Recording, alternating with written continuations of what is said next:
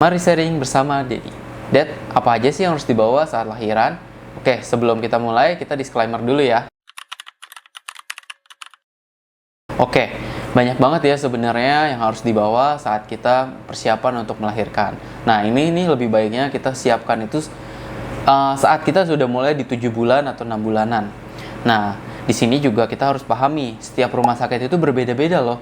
Jadi kalian kalau bisa harus tanya dulu ke rumah sakit yang tempat kalian mau melahirkan itu, apa aja sih yang sudah disiapkan dan apa saja yang belum. Jadi kita bisa nentuin. Karena tiap rumah sakit itu berbeda. Yang pertama adalah dokumen. Dokumen apa aja sih yang kita butuhin saat kita mau melahirkan? Oke, ini juga harus disiapin ya kalau bisa di satu pouch atau tempat gitu. Yang pertama itu buku KIA. Buku KIA ini kayak buku yang biasa ditulis oleh dokter atau bidan yang kita biasa datang kalau lagi rutin kunjungan. Situ dokumen registrasi. Nah, dokumen registrasi ini biasanya kayak selembar kertas atau buku ya yang kita udah registrasi ke rumah sakit itu. KTP, KK, dan kartu asuransi ini juga penting. Nah, dan kalau bisa bawa yang asli karena kadang KK itu langsung ganti dengan nama anaknya. Biasa sih tergantung rumah sakit, ada yang ada yang enggak. Hasil lab itu juga penting karena kan nanti pas hamil itu kita ada pengecekan hasil lab. Hasil lab itu harus dibawa biar dokter tahu oh ini ada penyakit apa atau apa gitu. Nah, jangan lupa kita harus bawa cash loh karena biasanya di sekitar RS tuh makanan lebih murah ya guys. Jadi kita lebih enak makan di luar atau beli di luar baru. Nah, habis itu kartu kredit dan kartu debit. Ini jangan lupa minta passwordnya dulu sama si istri. Kadang kan Pak Mil kagak boleh megang duit. Jadi kita harus siapin juga. Kalau misalnya kartu debitnya ada di istri, kita pinjam dulu sebelum dia mau melahirkan atau enggak kita tahu tempatnya di mana. Nah, yang selanjutnya adalah perlengkapan bumilnya. Apa aja sih yang harus disiapin sama bumil?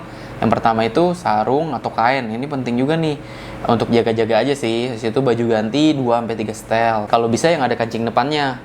Itu penting banget karena untuk menyusui. Perlengkapan mandi kayak biasa ya. Di situ juga peralatan menyusui, kayak bra menyusui, breast pad itu juga penting banget tuh. Stagen atau korset melahirkan. Nah, stagen atau korset melahirkan kita ada contohnya nih. Nah, seperti ini. Biasanya dokter minta. Nah, ini penting kalau kita beli di rumah sakit itu biasanya lebih mahal. Ini korsetnya kayak gini. Nah, nih kayak ada 3 ininya dan ada 1 ininya. Nah, kalau bisa sih kita beli dulu di rumah atau enggak kita cari di pasar. Yang kayak gini ya bentuknya ya, bukan yang korset yang buat melangsingkan, itu beda ya. Nanti diomelin sama susternya, sama atau bidannya. Ini bukan yang kayak gini. Nah, ini yang kayak gini ya korsetnya ya. Atau stagen namanya. Biasa sih kalau di pasar-pasar bisa ada.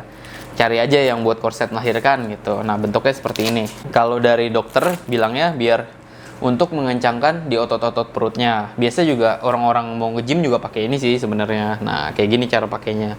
Kalau bisa beli 2 atau 3 lah, karena kan nanti kalau udah sehari ganti gitu ya. Terus itu pembalut nifas. Ini juga penting banget nih pembalut nifas. Karena pasti kepake banget sih itu. Karena kan nifasnya pasti banyak dan itu bisa berhari-hari. Situ makeup kalau perlu. Karena kita habis melahirkan pasti ibu-ibu pada pucet banget itu. Kalau bisa sih pompa ASI ya sama kantong ASI untuk jaga-jaga aja ya. Ini beli yang murah aja itu juga nggak apa-apa sih. Ini buat jaga-jaga aja kalau kelebihan atau kebanyakan gitu loh. Nah, ini juga ada perlengkapan Pak Mil. Bukan Pak Mil ya, tapi Pak suami. Nah, Pak Mil ini paling kayak baju ya 2 setel atau 3 setel, perlengkapan mandi. Bisa digabungin juga perlengkapan mandi sama si ibunya gitu. Untuk Pak Mil sih sebenarnya nggak terlalu banyak ya perlengkapannya, paling gitu aja. Oke, lanjut kita ke perlengkapan bayi. Nah, perlengkapan bayi ini sebenarnya seperti yang saya bilang sebelumnya, jadi kalau bisa tanya dulu ke RS-nya. Kadang ada yang udah disiapin apa aja dan apa aja. Kadang juga kita cuma tinggal bawa diri udah sampai situ udah disiapin semua. Tapi kalau kita biasa sih bawanya baju bayi pertama. Baju bayi itu 3-4 setel, nggak usah banyak-banyak karena cepet gede. Seriusan, bayi itu cepet gede banget nanti setelah melahirkan dan dia udah 1 bulan tuh cepet gede. Jadi nggak usah banyak-banyak sih. Popok bayi ini siapin 6-8 lah. Kalau bisa sih cari yang lebih bagus ya, yang kalau newborn itu cari yang bagusan dikit lah, yang lumayan mahal dikit nggak apa-apa. Kadang sih ada beberapa rumah sakit atau bidan yang nyaranin pakainya popok kain. Jadi mereka nggak mau terima kalau pakai popok yang biasa tuh yang instan. Tapi kalau menurut dia sendiri, popok kain dan popok instan itu sebenarnya lebih enak popok yang instan ya, popok yang kayak yang biasa lah yang kita biasa pakai beli gitu. Kalau dihitung harganya emang kadang popok kain lebih lebih murah. Tapi kan popok kain harus dicuci dulu guys. Bener-bener deh ibu melahirkan itu pasti kekuras semua dari tenaga, mental dan lain-lain, masih harus cuci popok kainnya lagi bekas si bayi itu. Jadi kalau saya saranin sih pakai popok yang udah instan aja, yang udah jadi gitu. Beli rumah sakit sekarang juga orang lebih suka, dokter-dokternya juga lebih suka pakai popok yang instan sih. Tapi dulu saya tetap beli popok kain 2-3 biji untuk jaga-jaga aja sih. Kalau misalnya ada bidannya yang nggak mau kalau pakai popok yang instan itu. Lanjut untuk kebutuhan bayi itu ada topi, sarung tangan, dan kaos kaki.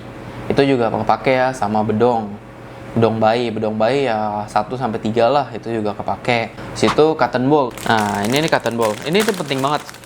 Ini nanti untuk ngelap dia bisa, dan juga untuk bersihin pup dan juga kencingnya juga bisa. Nanti Dad di video-video selanjutnya mungkin akan nunjukin cara membersihkan pup dan pinya dia pakai cotton ball ini. Ini penting banget. Ini kepake banget sampai dia udah umur beberapa mau setahun juga masih kepake ini. Ini penting banget. Selanjutnya adalah tisu basah. Tisu basah juga penting ya untuk kita bawa. Tisu basah cari yang nggak ada baunya dan juga tanpa alkohol. Yang khusus bayi biasa banyak sih. Yang selanjutnya ini ada anduk. Anduk juga harus dibawa ya. Anduknya sebenarnya sih bisa yang biasa aja, nggak usah yang khusus bayi. Cuma kalau nggak mau pusing ya khusus bayi aja, lucu-lucu juga sih bentuknya gitu. Selanjutnya adalah kasa steril. Ini kasa steril ini biasanya untuk membersihkan lidah saat habis mandi dan juga untuk tali pusar. Tapi sebenarnya tali pusar juga ada khususnya juga, biasa dikasih rumah sakit ya, kayak ada kayak tisunya gitu, kayak tisu basah juga untuk tali pusar. Tapi tergantung rumah sakitnya kasih atau enggak. Nah ini bisa buat apa aja. Jadi kalau buat kalau buat lidahnya ini kita kasih air yang udah steril ya, air yang udah matang. Kita kasih dan kita putar-putar kayak gini. Ini buat taruh di lidah, jangan lupa tangan kita juga harus bersih ya. Jadi buat ini lidahnya gitu. Nah kalau untuk tali pusar sih biasanya yang kering.